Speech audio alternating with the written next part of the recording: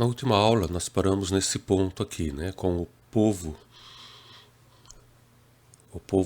de Jacó, né, os descendentes de Jacó indo para o Egito, 70 pessoas, como diz a Bíblia, mais a família de José que já estava lá, e lá eles permaneceram, lá eles cresceram, lá eles se multiplicaram, e de maneira que eles formaram então um povo razoavelmente grande.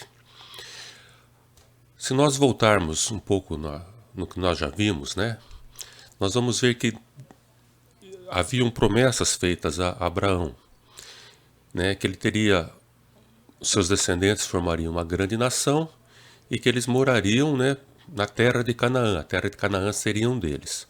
Agora, nesses 400 anos que eles ficaram lá no Egito, eles formaram um povo grande, mas não uma nação, né? Eles estavam escravizados pelo faraó, então eles não eram uma nação independente.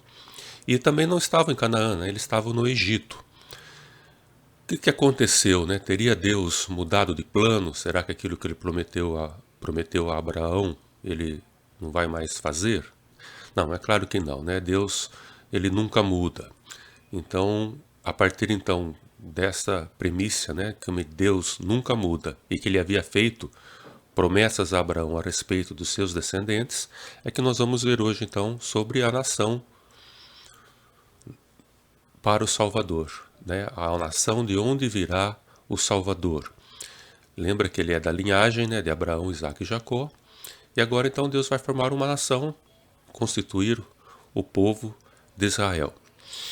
Nisso nós vamos estar dando uma passagem bem rápida sobre os pontos mais importantes que estão relacionados àquilo que nós estamos vendo, que é a base, né, da nossa salvação, né? Por quê?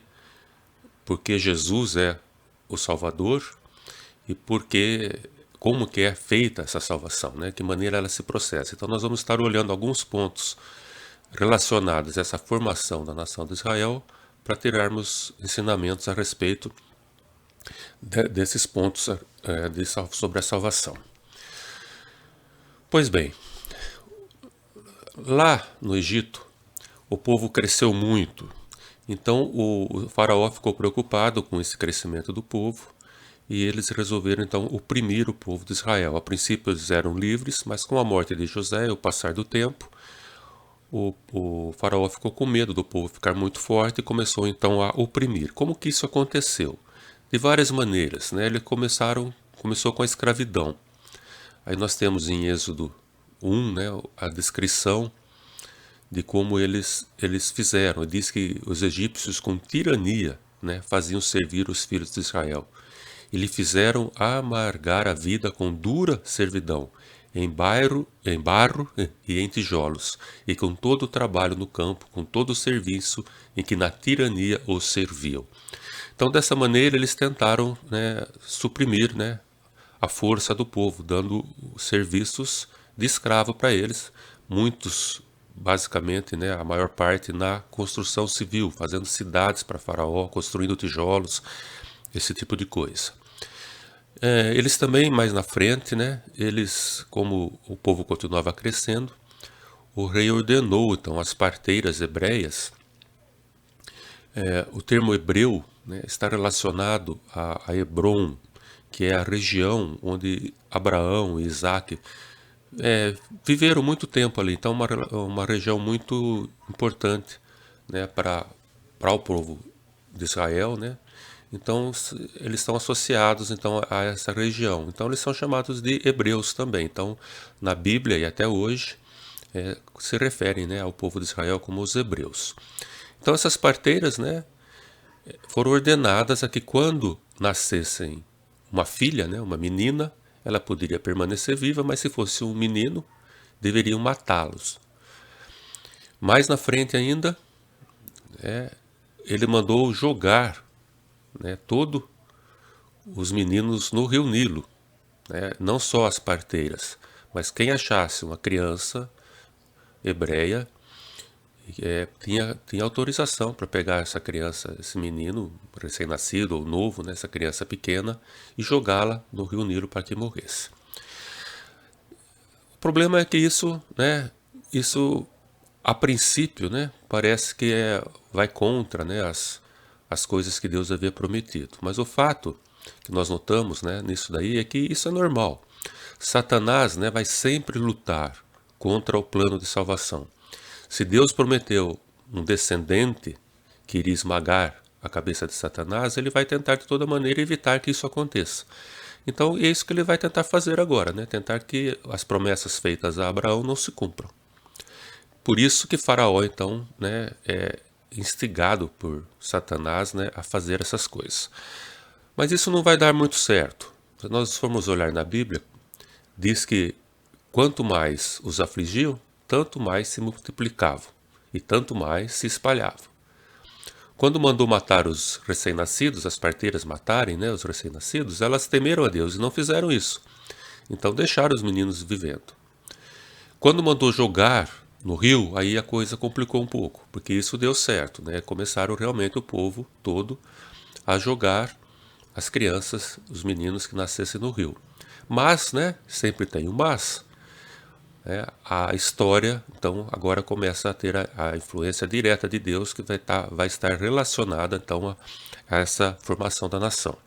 Vai surgir, então, um dos personagens mais importantes da Bíblia, que é Moisés, né, o pai, né, vamos dizer assim, da nação de Israel. Lá em Êxodo também diz que vamos ler o texto, que ele é bem explicativo. Foi-se um homem da casa de Levi, né? Lembra que Levi é um dos filhos de Jacó, né? Então da descendência de Jacó, uma das famílias de Israel, né? Foi-se um homem da casa de Levi e casou com uma descendente de Levi. E a mulher concebeu e deu à luz um filho.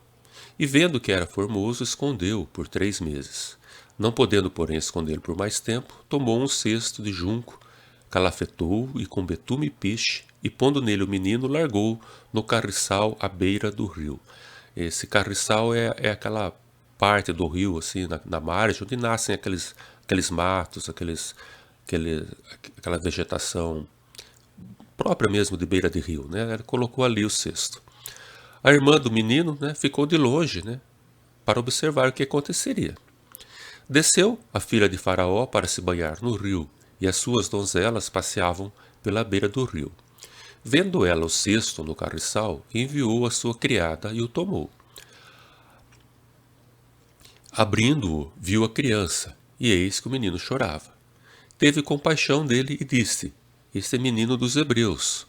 Então ela percebeu que aquele menino era um hebreu que estava ali por causa da ordem do faraó. Mas o que ela fez então, né?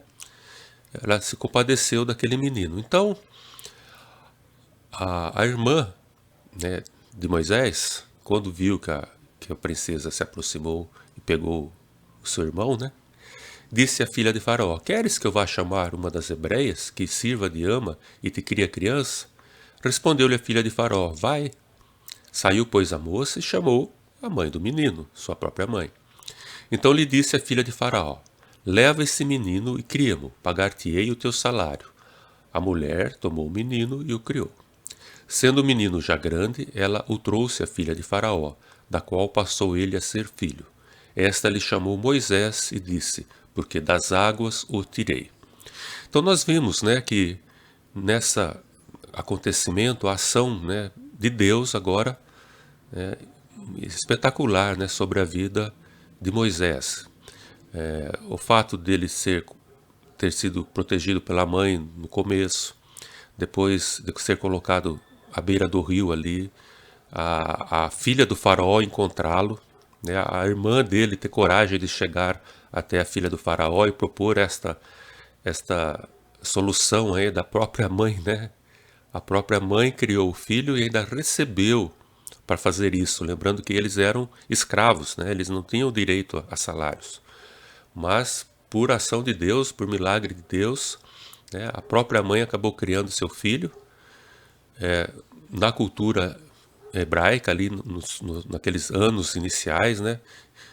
E nós vimos nisso, né, que os planos de Deus, né, eles nunca são frustrados. Então nós estamos claramente em ação de Deus, que algo, né, está para acontecer quando a gente vê esse tipo de coisa acontecendo. Com tudo isso, então, Moisés foi criado, né, como neto de Faraó e sabendo que ele era um hebreu. A Bíblia diz que quando ele tinha 40 anos, ele presenciou um egípcio espancando um hebreu. E ele foi tentar defender esse hebreu e acabou matando esse egípcio. E ele fez isso, né, escondeu o corpo desse egípcio, achando que ninguém tinha visto, mas algumas pessoas viram e fizeram essa informação chegar até Faraó, e Faraó acabou querendo matá-lo, porque percebeu, né, que ele estava indo para o lado dos hebreus, vamos dizer assim. Então, com isso, Moisés teve medo e fugiu para o deserto. Lá ele permaneceu, né, por 40 anos, ele formou uma família, se tornou pastor, né, de ovelhas do seu sogro, e ficou lá até os 80 anos, então, quando Deus o vai chamar para libertar o povo. Então agora nós vamos ver como foi esse chamado de Moisés, que está lá em Êxodo 3. Apacentava Moisés o rebanho de Jetro, seu sogro, sacerdote de Midian, e levando o rebanho para o lado ocidental do deserto, chegou ao monte de Deus, a Horebe. Apareceu-lhe o anjo do Senhor numa chama de fogo, no meio de uma sarça. Moisés olhou, e eis que a sarça ardia no fogo, e a sarça não se consumia. Então disse consigo mesmo: irei para lá, e verei essa grande maravilha. Por que a sarça não se queima? Então nós notamos aí Deus chamando a atenção, né, de Moisés para que se aproximasse dele. Vendo o Senhor que ele se voltava para ver, Deus no meio da sarça o chamou e disse: Moisés, Moisés. Ele respondeu: eis-me aqui. Deus continuou: não te chegues para cá, tira as sandálias dos pés, porque o lugar que estás é terra santa. Disse mais: eu sou o Deus do teu pai, o Deus de Abraão, o Deus de Isaque e o Deus de Jacó. Moisés escondeu o rosto porque temeu olhar para Deus. Disse ainda o Senhor: certamente vi a aflição do meu povo, que está no Egito, e ouvi o seu clamor por causa dos seus exatores. Conheço-lhes o sofrimento, por isso desci a fim de livrá-lo da mão dos egípcios, e para fazê-lo subir daquela terra a uma terra boa e ampla, terra que mana leite e mel, o lugar do cananeu, do eteu, do amorreu, do ferezeu, do eveu e do jebuseu. Então esse é, né, o chamado de Moisés. Então Moisés vai conversar então com Deus ali, né, querendo saber mais detalhes sobre isso. E Deus continua falando para ele: vem agora, eu te enviarei a Faraó para que tires o meu povo, os filhos de Israel, do Egito. Então disse Moisés a Deus: quem sou eu para ir a Faraó e tirar do Egito os filhos de Israel? Deus respondeu: eu serei contigo, e este será o sinal de que eu te enviei. Depois de haveres tirado o povo do Egito, servireis a Deus neste monte. Então Deus está dizendo para ele que ele vai fazer isso, né? E a prova disso é que ele vai estar daqui a uns tempos nesse mesmo monte, fazendo com todo o povo ali, né? Servindo ou fazendo um culto, né? Servireis a Deus, a ideia de culto, né? O serviço a Deus, um culto naquele monte, o Monte Horebe, que por isso que a Bíblia se refere como o monte de Deus. Disse Moisés: eis que quando eu vier aos filhos de Israel, lhe disser: o Deus dos vossos pais me enviou a vós outros, e eles me perguntarem: qual é o seu nome? Que lhes direi? Disse-lhe Deus a Moisés: eu sou o que sou. Disse mais: assim dirás aos filhos de Israel: eu sou, me enviou a vós outros. Disse Deus ainda mais a Moisés: assim dirás aos filhos de Israel: o Senhor, o Deus de vossos pais, o Deus de Abraão, o Deus de Isaque e o Deus de Jacó, me enviou a vós outros. Este é o meu nome eternamente, e assim serei lembrado de geração em geração. Notem que nessa altura, né, da história, depois de tanto tempo como escravo, longe, né, da comunhão com Deus ali apropriada, né, o povo de Israel acabou perdendo um pouco a noção, né, de quem é Deus. Então Deus vai precisar se revelar a este povo. A gente nota bem claro, né, essa falta de percepção sobre Deus, tanto de Moisés, né, quanto do povo, que que Moisés pergunta o nome de Deus. Por que ele faz isso? Porque os egípcios tinham muitos deuses e eles eram distinguidos pelos seus nomes, né? Então cada deus tinha um nome e eles se referiam a esse deus como um nome. Então, quando Moisés chega para Deus e pergunta qual o seu nome, ele tá querendo assim, fazer uma distinção entre, né, esse Deus que está falando com ele de outros deuses. Então, o que Deus fala para ele, né? Ele fala assim: eu sou o que sou, ou seja, eu sou Deus, né? Não faz muito sentido querer, né, perguntar o meu nome, porque não existe outro Deus, só existe eu, né? Ele é único, né? Então, para que nome? Para que distingui-lo de outro se ele é único?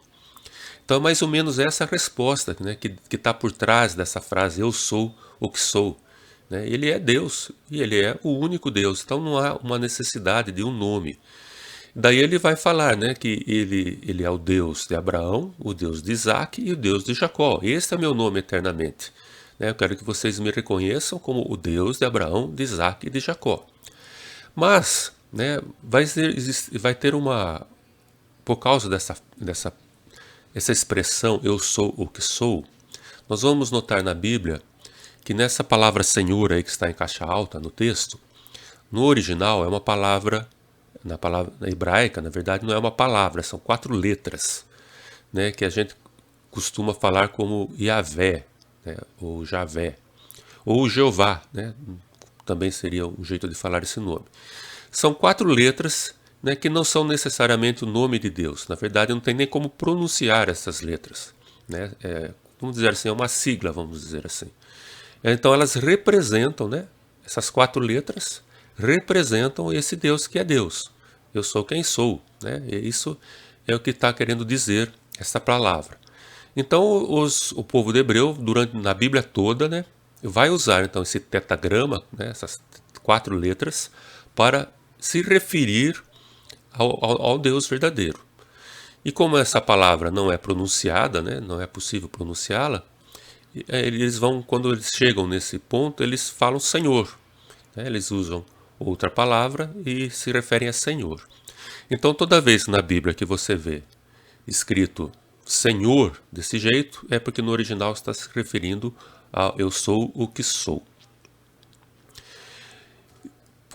Com isso, né, baseado em Deus, claro que já sabia de tudo isso, Deus vai ter que se mostrar ao povo, né, mostrar ao povo dele quem é ele, né, porque eles perderam um pouco a noção. Então, Moisés vai voltar para o Egito, vai iniciar então o processo de libertação. E nesse processo, Deus vai então estar mostrando tanto para os egípcios quanto para o povo de Israel quem é o Deus que é Deus, o único Deus. Como que ele vai fazer isso, né? Ele vai fazer isso através das pragas, né? A libertação e a formação da nação e o conhecimento que o povo vai começar a ter de Deus está relacionado então a essa saída do Egito, às pragas que Deus vai enviar. A Bíblia é muito clara em dizer que foi Deus que endureceu o coração de Faraó, para não permitir a saída, para que Deus pudesse então mostrar tanto aos egípcios, mas principalmente aos judeus, né, quem era ele. Então ele vai enviar 10 pragas. As 9 primeiras estão muito relacionadas aos deuses egípcios. Eles tinham um deus para cada uma dessas pragas, que controlava essas coisas. Então quando Deus manda essas pragas, e essas pragas elas vão atuar basicamente somente sobre o povo egípcio, né, o povo judeu não vai sofrer com isso, vai estar mostrando aos egípcios que o Deus, que é Deus, é superior aos falsos deuses, né? E vai mostrar também para o povo de Israel que o poder de Deus sobre todos os outros deuses. Mas o mais que nós queremos detalhar hoje é sobre a última praga, que tem uma informação importante para nós sobre a salvação, que é a morte dos primogênitos. Essa morte dos primogênitos está relacionada então com o estabelecimento da Páscoa, né? Vamos explicar agora exatamente o que é isso. Está lá em Êxodo 11. Depois de Deus falar com Moisés o que ele deveria fazer, então ele vai até o povo e diz o que está escrito aí. Moisés disse: Assim diz o Senhor, cerca da meia-noite passarei pelo meio do Egito, e todo primogênito da terra do Egito morrerá, desde o primogênito de Faraó, que se assenta no seu trono, até ao primogênito da serva que está junto a Mó, e todo primogênito dos animais. Haverá grande clamor em toda a terra do Egito, qual nunca houve nem haverá jamais. Porém, contra nenhum dos filhos de Israel, desde os homens até os animais, nem ainda um cão rosnará, para que saibais que o Senhor fez distinção entre os egípcios e os israelitas. Então, como seria isso, né? Disse o Senhor a Moisés e a Arão na terra do Egito: Este mês vos será o principal dos meses, será o primeiro mês do ano. Falai a toda a congregação de Israel, dizendo: Aos 10 deste mês, cada um tomará para si um cordeiro, segundo a casa dos pais, um cordeiro para cada família. O cordeiro será sem defeito, macho de 1 ano. Podereis tomar um cordeiro ou um cabrito, e o guardareis até o 14º dia deste mês, e todo o ajuntamento da congregação de Israel o imolará no crepúsculo da tarde. Tomarão do sangue e o porão em ambas as ombreiras e na verga da porta, nas casas em que o comerem. Naquela noite comerão a carne assada no fogo, com pães asmos e ervas amargas a comerão. Pães asmos é pão sem fermento, né? Ele não cresce, ele fica aquele pão chato, né? Sem volume. Não comereis do animal nada cru, nem cozido em água, porém assado ao fogo. A cabeça, as pernas e a fressura. Nada deixareis dele até pela manhã. O que porém ficar até pela manhã, queimá-lo-eis. Desta maneira o comereis, lombos cingidos. Lembra que lombos cingidos quer dizer levantando, né, aquela veste deles que atrapalha um pouco o movimento, né, para eles estarem preparados para caminhar, né, essa é a ideia, estarem preparados para sair. Lombos cingidos, sandálias nos pés e cajado na mão. Comê-lo-eis à pressa. É a Páscoa do Senhor. Por que chama Páscoa, né? Porque Páscoa quer dizer, né, que está aqui embaixo, passar por cima. Por quê? Porque naquela noite passarei pela terra do Egito, e ferirei na terra do Egito todos os primogênitos, desde os homens até os animais. E executarei juízo sobre todos os deuses do Egito. Eu sou o Senhor, lembra? O que é aquele que é Deus. O sangue vos será por sinal nas casas em que estiverdes.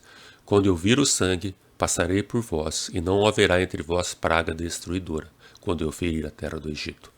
O cordeiro há de ser comido numa só casa. De sua carne não levareis fora da casa, nem lhe quebrareis osso nenhum. Então, isso é a Páscoa, né? O passar por cima significa exatamente isso, né? Quando o anjo da destruição, né, visse o sangue colocado nos portais da casa, ele saberia que aquela casa tinha alguém que cria, né, que era um judeu que cria em Deus, na ordem que Deus deu, e então naquele lugar não haveria a morte do primogênito. Então notem que nós vamos ter nessa estabelecimento da Páscoa algumas coisas muito importantes sobre o nosso Salvador. Eu fiz uma coluninha aqui, né, de um lado a Páscoa, como que era feita, e do lado direito o que ela representa em relação ao Salvador. O primeiro item é essa questão do cordeiro macho sem defeito. Né, isso significa, né, que nós já vimos isso antes, né, que o sacrifício, né, do cordeiro tinha que ser feito, né, com um macho sem defeito, e continua porque representa, né, um homem sem pecado. Né? Então, o Salvador, né, precisa ser um homem sem pecado. Ele também, a Páscoa, né, esse cordeiro, ele seria morto no lugar, né, do primogênito da família. Então mostra também, né, que o Salvador vai ser morto no lugar do pecador. Né?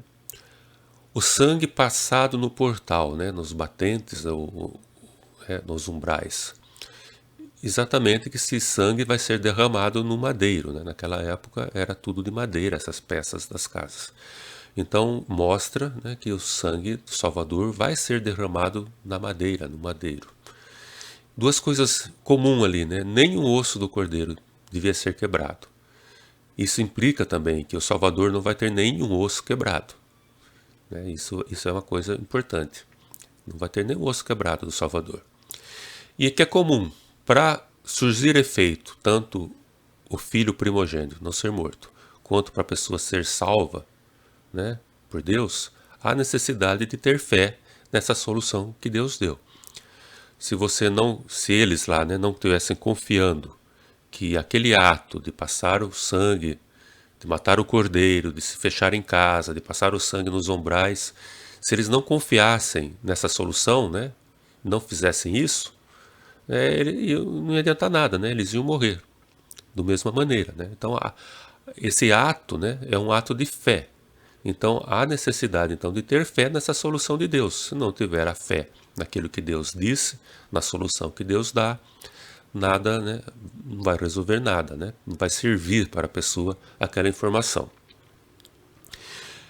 Desse modo, nós podemos afirmar, né, que a festa da Páscoa, né, que vai ser estabelecida ali, é o maior símbolo da salvação que nós temos no Antigo Testamento. Então, ela vai simbolizar quem é o Salvador, como ele vai morrer, né? Ele simboliza a fé, que é a necessidade nisso. Ele simboliza também a libertação, né, da escravidão, lá é a escravidão física, né? O Salvador é da escravidão do pecado, né, que também nos escraviza. Então a Páscoa vai se tornar um dos principais símbolos da salvação no Antigo Testamento. Nós temos então, até agora, que nós já vimos, né, dois símbolos da salvação no Antigo Testamento. O primeiro é a circuncisão, que lembram que foi dada um pouco antes, né, de Isaac nascer, para Abraão, né? A circuncisão então vai representar a entrada da pessoa naquele povo que é abençoado por Deus. Notem que a ordem da circuncisão foi dada a Abraão. Abraão tinha fé em Deus, né? Abraão é que cria, né, nas promessas de Deus, em tudo que Deus tinha falado. Mas como ele era o representante ali daquela família, ele era o chefe, né, da família e de todos os servos e todos que estavam ali debaixo da proteção dele, a maneira que Deus usou para que essas pessoas também entrassem, fizessem parte, né, dessa aliança com Abraão, sendo abençoados por Deus, notem que não está exatamente relacionado a ser salvo por Deus, mas em ser abençoado por Deus por causa de Abraão. Então, essas pessoas deveriam, então, fazer a circuncisão, né? Os homens, né, deveriam ser circuncidados. Isso, então, representava a entrada da pessoa nesse povo abençoado por Deus. E a outra é a Páscoa, né, que desde o Êxodo, então, é requerida do povo de Israel. Ela vai representar, sim, então, a obra do Salvador em favor dos escolhidos, né? Então, a Páscoa é a representação da obra do Salvador. Nós temos ali o cordeiro, o derramamento de sangue, a substituição, né, dos pecados. Então esses são os grandes símbolos da salvação no Antigo Testamento, que podemos chamar também os grandes sacramentos do Velho Testamento, que depois serão substituídos, né, pelos sacramentos do Novo Testamento, e os dois do Novo Testamento, eles estão relacionados diretamente a esses dois e têm a mesma função desses dois. Então é importante a gente estar vendo desde já, né, essa questão da circuncisão e da Páscoa. Então, o que nós temos agora, né? O povo de Deus, né, o povo de Israel saindo do Egito, eles vão em direção ao deserto do Sinai, né, ali onde Moisés falou com Deus na sarça. Né? Logo depois, antes de chegar no Sinai, eles precisaram atravessar o Mar Vermelho, que todo mundo conhece a história, né? Agora estavam lá, passaram o Mar Vermelho, o exército dos egípcios ficou para trás, né? Foram derrotados, mortos. Eles estavam ali agora livres e eles estavam dando início, então, uma nova nação. Para ter uma nação, então, há necessidade de algumas coisas, né? Não só basta estar o povo ali. Então Deus vai fazer o quê? Vai dar a base da nação, que são as leis. Então o povo de Israel vai ficar ali 2 anos ali ao redor do Monte Horebe, quando Deus vai dar então as leis civis, religiosas e morais ao povo de Israel. As leis civis estão relacionadas à nação, exatamente, né, como eles deviam se comportar como nação. Então, são as leis civis de relacionamento de questão de propriedade, de pessoal mesmo, entre as pessoas, né, como eles deveriam se comportar. As religiosas, né, ou cerimoniais, que estão relacionadas então aquele simbolismo da salvação, né? Até enquanto o Salvador não chega, lembra que eles precisavam, né, representar essa salvação de uma maneira correta, né, e estabelecida por Deus, então vai ficar registrado tudo isso.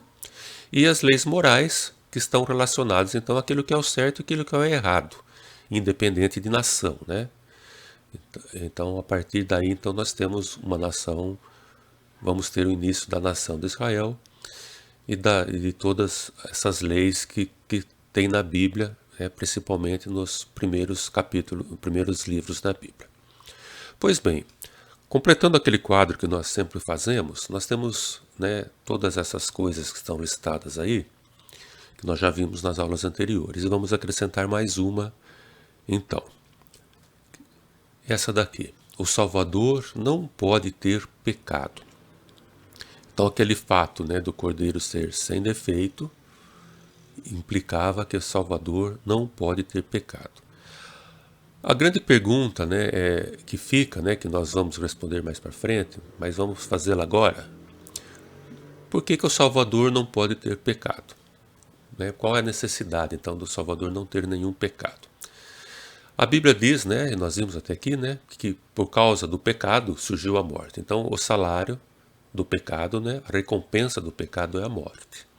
Então, caso esse Salvador, né, essa pessoa tenha pecado, a sua morte será castigo pelo seu próprio pecado. Se ele pecou, ele merece morrer pelo seu pecado. Para ele morrer no lugar dos pecadores, ou não no lugar dele, ele não pode morrer por causa dele próprio. Tá? Então, o que significa isso? Que ele não pode ter pecado. Só assim ele pode morrer no lugar dos outros.